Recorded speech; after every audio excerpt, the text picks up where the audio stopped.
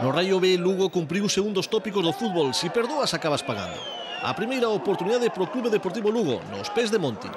Dúas veces chegou o equipo madrileño á portería de Escalona. Este pau de Jano é o gol do empate. O Lugo adiantouse no minuto 31. Pita abre para Iván González e o pase do de Noia converte en gol Marco Rodríguez. O 0-1. De seguido, Azcorra manda o balón ao pau.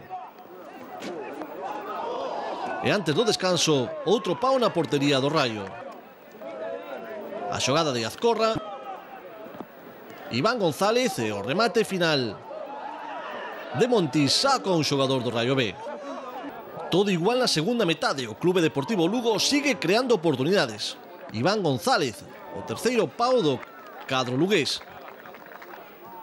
Pouco despois, Arroyo, en vez de rematar, elixe pasar. Non chega Azcorra.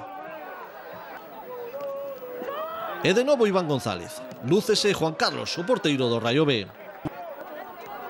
As oportunidades do Clube Deportivo Lugo en a segunda chegada do Raio. No minuto 83, Hugo aproveita unha indecisión defensiva para facer o gol do empate.